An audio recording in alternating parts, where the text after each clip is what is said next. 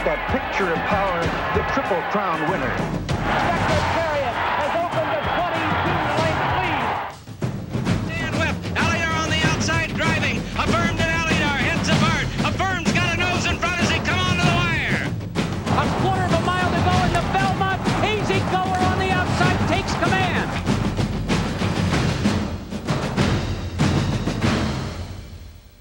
Hi, I'm Chris Fowler, and welcome to Run for the Crown on ESPN Classic.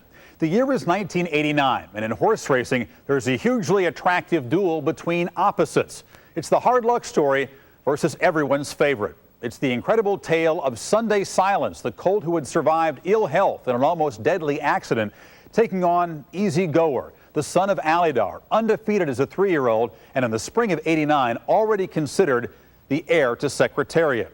There's a marked contrast, too, in the men who train the horses. For Easy Goer, it's 37-year-old Shug McGahee, whose wife is expecting at any moment. For Sunday Silence, 76-year-old Hall of Famer Charlie Whittingham, who may have been the only person who didn't consider Easy Goer the favorite. The Triple Crown of 1989 was so electric from the start because Easy Goer was supposed to roll through, winning it easily. Some people had already called him the Triple Crown winner. I had the utmost confidence in the colt, and I felt that possibly even not giving his best effort would be good enough to get the job done. Easy Goer was such a heavy favorite because he had blown away the field in his Derby tune-ups. However, as a 2-year-old, he struggled on a muddy Churchill Downs track in the Breeders' Cup. The last thing Shug McGahee wanted to see on Derby Day was rain. The track is listed as muddy. The track has not been muddy in 31 years. We call it an off track, and there really wasn't anything I could do about it. If you look back, Alidar's probably his worst race of the Triple Crown races was in Louisville at Churchill, and Easy Goer's definitely were too. In addition to the rough track conditions in Louisville, Easy Goer faced tough competition from Sunday Silence. Sunday Silence was a horse many didn't believe in. A horse that, when put up for sale, no one wanted to buy. A horse who overcame an infection and a car trailer crash. A horse who stumbled out of the blocks at the San Felipe Stakes but didn't give up and won the race. A horse who made a statement at the Santa Anita Derby, winning by 11 lengths, but still, at post-time of the Derby, a horse that had few believers. And they're up. He's moving fast, and down the stretch they come. Photo finish. This is what thoroughbred racing is all about as we get set for the start of the Derby. They're all in line, and they're off. And Sunday Silence at the start comes right in and bumps Triple Buck. Houston takes the early lead on the outside. Dancel, Clever Trevor along the inside is third. And here comes Northern Wolf, and again a few bumps. And Easy Goer is fifth at this point on the outside in great position, passing the stands for the first time. Houston with Pink Kai on the outside in front of neck. On the inside, it's Clever Trevor second by 2.5. Then a field horse, Northern Wolf, the roan, in third. Sunday Silence comes out a bit from the rail in fourth. And Pat Valenzuela looks over his shoulder and sees that it's Pat Day in fifth on the outside with the favorite Easy Goer. I knew a quarter of a mile into the race that he wasn't running the way that he was capable of running. I was just guardedly optimistic that at some point in the race that I could get him to go ahead and pick it up and respond and get the job done. Ensign is 14th. Hawkster at the back of the pack is 15th and last, and about 18 lengths separate the entire field. The first half mile in 46 3/5 seconds, and Houston, trained by D. Wayne Lucas, winging it on the front end. Clever Trevor, the Oklahoma bred, at the rail is second. On the outside, Northern Wolf up close third. Then a gap of 2.5, and Sunday Silence is fourth. Dancel is fifth, and the favorite Easy Goer is sixth on the outside. Awe-inspiring, his stablemate is alongside and charging up, and now alongside Easy Goer. Then comes Triple Buck and Flying Continental. It's still Houston in front by 3/4 of a length. Northern Wolf second. Here comes Sunday Silence on the outside. The entry of Easy Goer and Awe-inspiring next as they straighten away in the stretch. Sunday Silence with Pat Valenzuela comes over, has a little contact with Northern Wolf. outside, Houston is dropping out of it. Dancel is still tough. On the inside, then comes Easy Goer and awe-inspiring, but with a 16th of a mile to go. And here comes Sunday Silence through the stretch, coming to the finish of the Derby. Sunday Silence wins this Derby by 2 lengths. It's a photograph between Easy Goer and on the outside, awe-inspiring. So it's Sunday Silence, Easy Goer, and awe-inspiring. 1, 2, 3. Sunday Silence, trained by Charlie Whittingham. He said he would win the Derby, and it was big words from Charlie when he says he likes a horse. They've won it. Pat Valenzuela, Sunday Silence, unofficial, the winner of the Kentucky Derby. They tried to sell him twice. Charlie Whittingham bought a piece of him sight unseen. He's a happy man today. You think we might have a Triple Crown winner this year? If ever a horse could go all the way, this one can. He's just learning. He run a little green today. Did you see he ducked in and out a little bit? We'll be another Triple Crown winner. Write that down. We'll be another Triple Crown winner. When we return to Run for the Crown 1989, Sunday Silence and Easy Goer head to Pimlico for the perfect Preakness.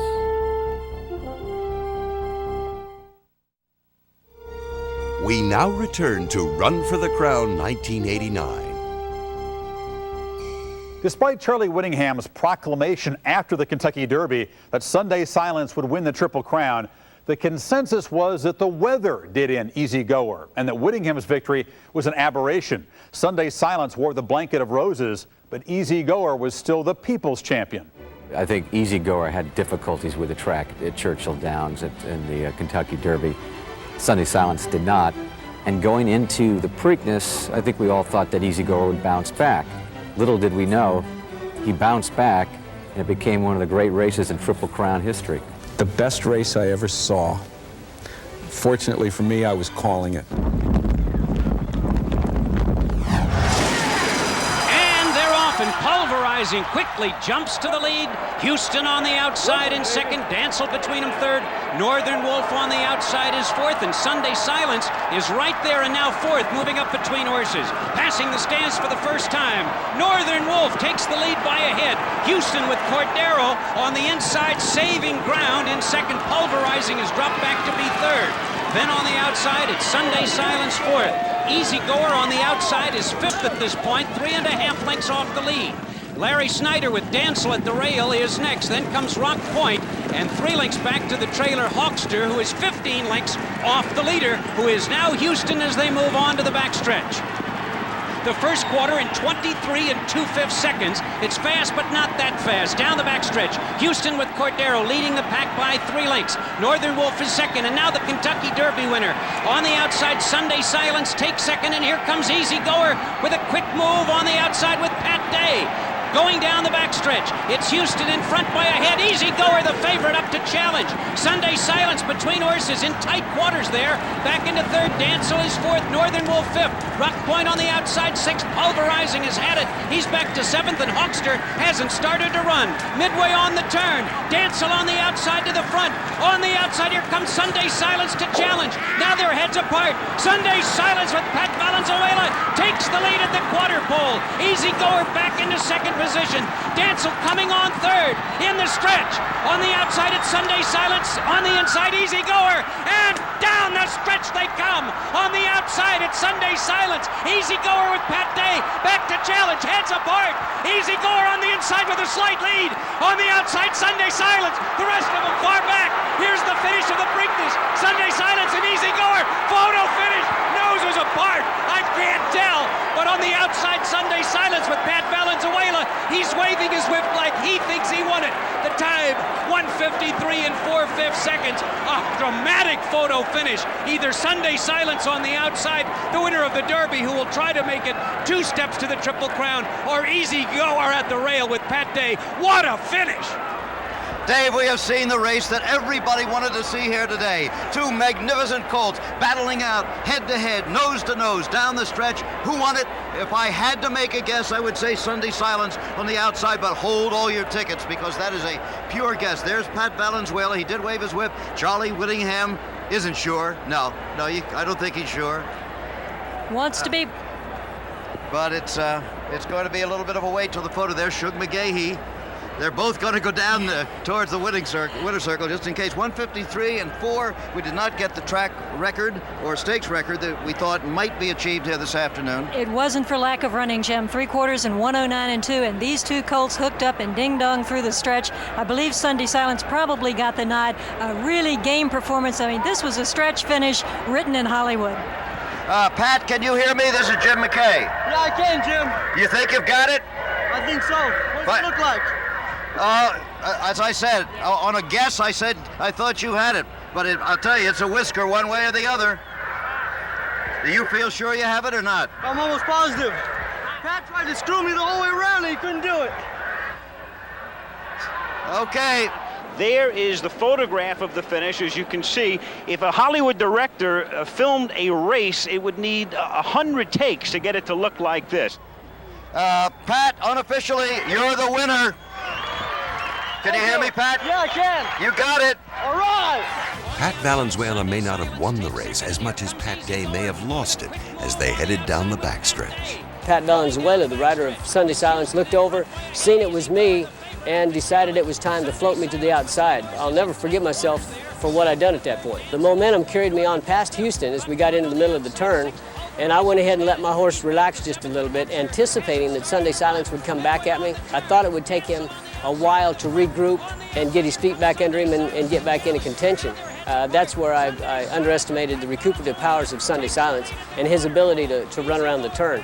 And now I found myself in tight on the fence with Sunday Silence on the outside of me, and now we're in a dogfight. And down the stretch they come. Easy Goer had never been in that position before. I wouldn't say that he was intimidated, but he was just still finding his best part of his job, or quite the athlete that Sunday Silence was. Sunday Silence and Easy Goer, photo finish, noses apart. And here they come, two of them together. It's a bob of the head all the way to the wire.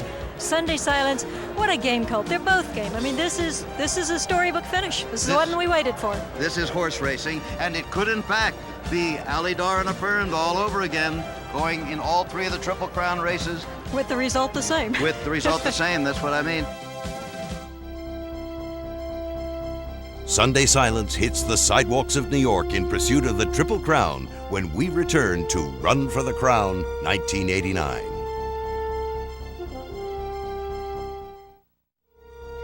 We now return to Run for the Crown 1989.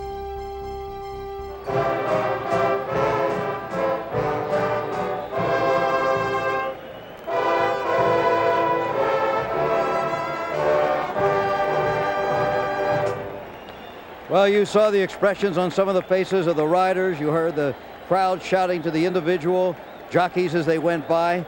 They all know this is a very special moment, whether you're on the favorite or not. You're riding in the final leg of the Triple Crown, America's greatest racing series. We came out of the Preakness so well, and that I felt like it had to be a very difficult race on Sunday Silence, and I saw how well Easy Goer had come out of it, that I went into the Belmont with a lot of confidence. And there is Sunday Silence.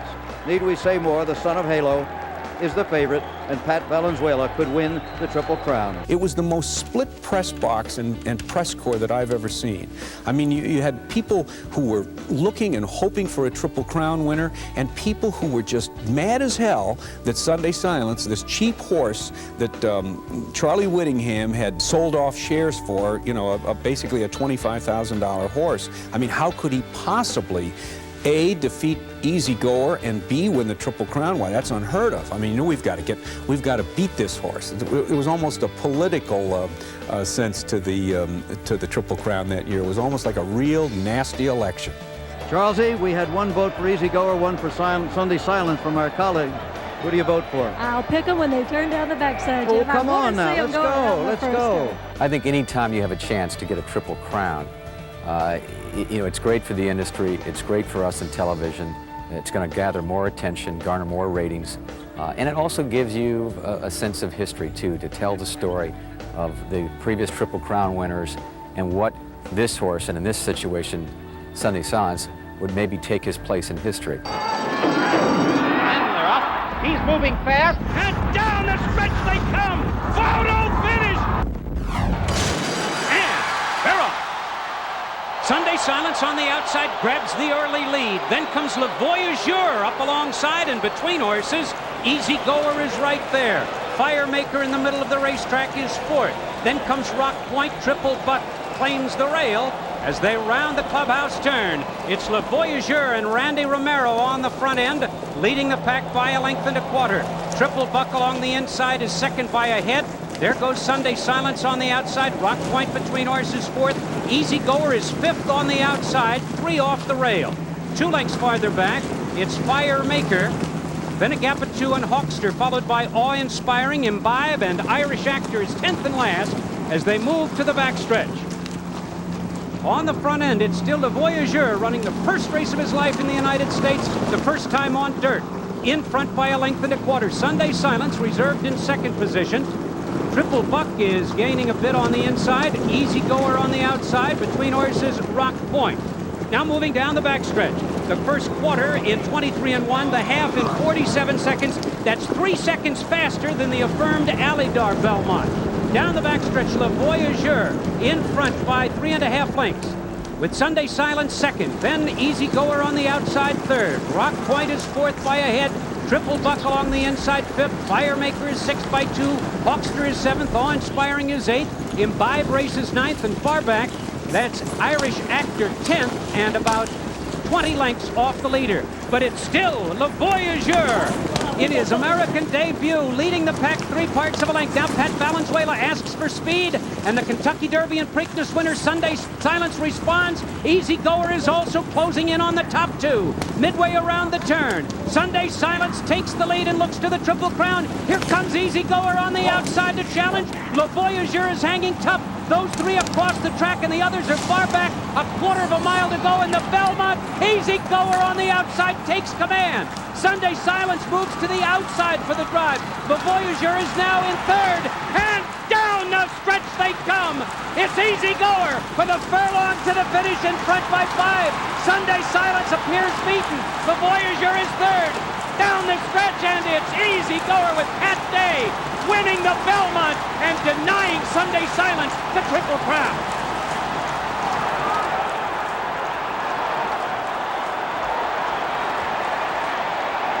Charlie Whittingham.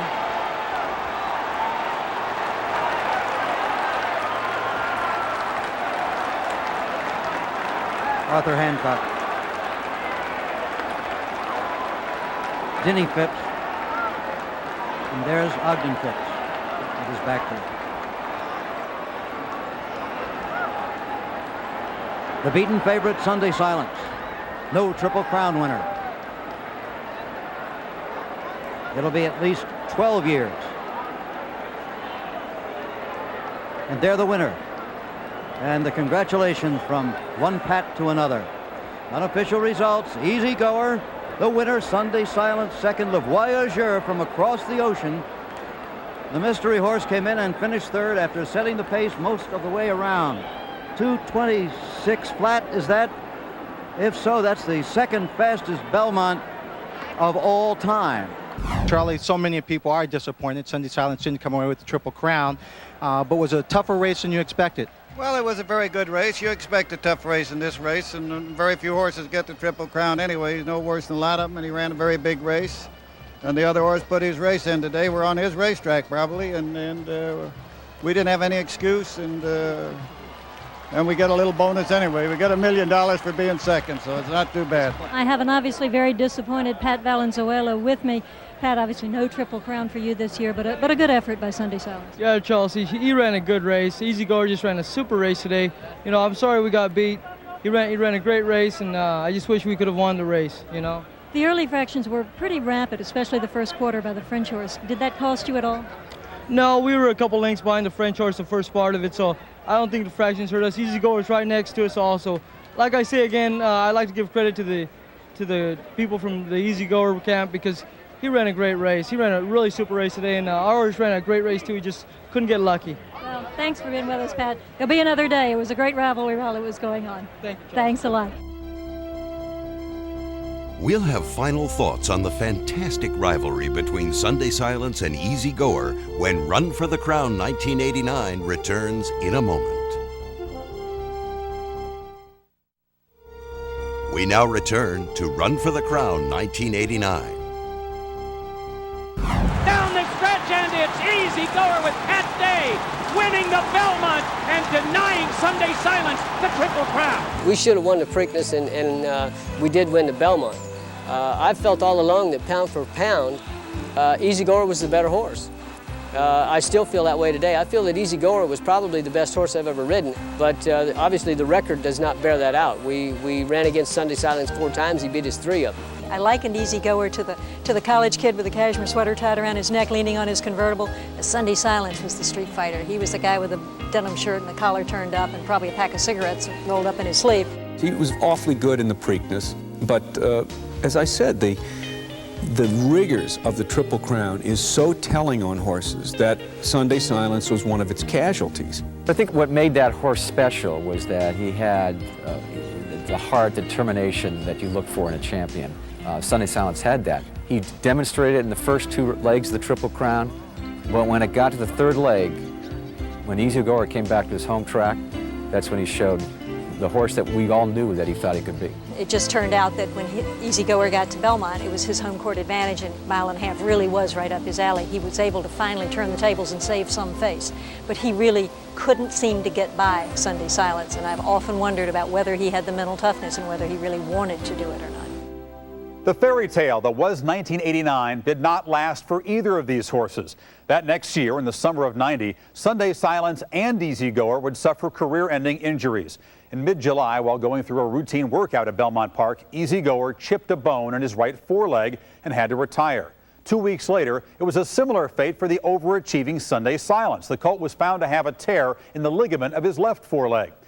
So there would be no Triple Crown winners in the 80s, this after 3 in the 70s. But the quality of racing hardly diminished, and the Preakness of '89, when Pat Valenzuela and Sunday Silence outlasted Easy Goer in a spine-tingling stretch run, that would be voted the best race of the decade.